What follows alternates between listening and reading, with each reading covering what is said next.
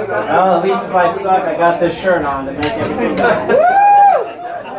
I don't want to be a downer, folks, but I've experienced my fair share of racism growing up. It's not because of the color of my skin, it's because I'm adopted. See, while I may be a black, Puerto Rican, Native American mixed man, I was raised by a Caucasian father and a little 5'0" Colombian lady who has become so Americanized that when she goes back to visit Colombia, she's actually considered the gringa. And because of this, I experienced racism from both sides. Because to the minority kids, I was raised white. And to the white kids, I was, for lack of a better term, the token black friend. It sucked. But you know what? No matter how much it sucked, I never really talked to my parents about it. Because, to be honest, I've done enough stupid shit to worry my parents. I don't want to bring somebody else's stupidity in to worry them further. That being said, though, when I look back on my life, I realize that some of the most ridiculous yet entertaining instances of racism that I either experienced or witnessed all involved my family. I mean, the king of some of the most ridiculous yet entertaining instances of racism has got to be my dad. Now, I can't say this enough. My dad's not racist. He's just awkward. And this was never more apparent than when I hung out with my friend Keenan. Because as you can assume, Keenan's black. And by the time we were 14 and 15, Keenan was as big, if not a little bigger than my dad. And I find out later in life, my dad was intimidated by Keenan because of this. Which may explain his awkwardness. See, also around this time you have to realize that Eminem was becoming real popular. And with Eminem came a new word. Wigger.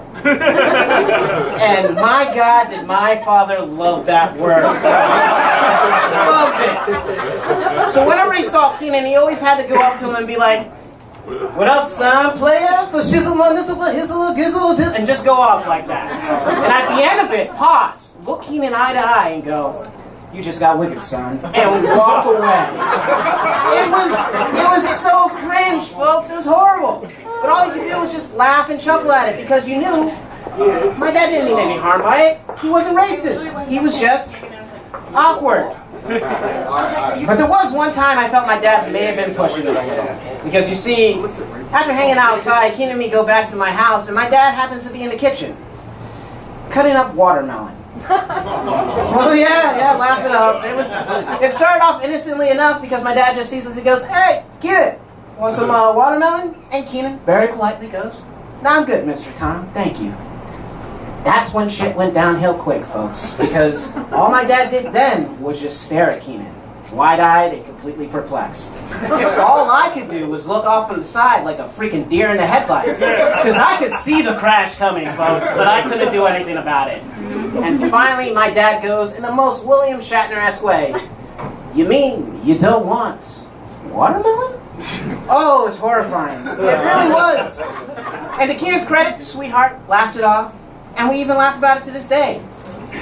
Because, once again, my dad isn't racist. He's just awkward as fuck. But I think this brings up a good point about racism that isn't discussed, folks. And that is, racism isn't simply, pun not intended, black and white.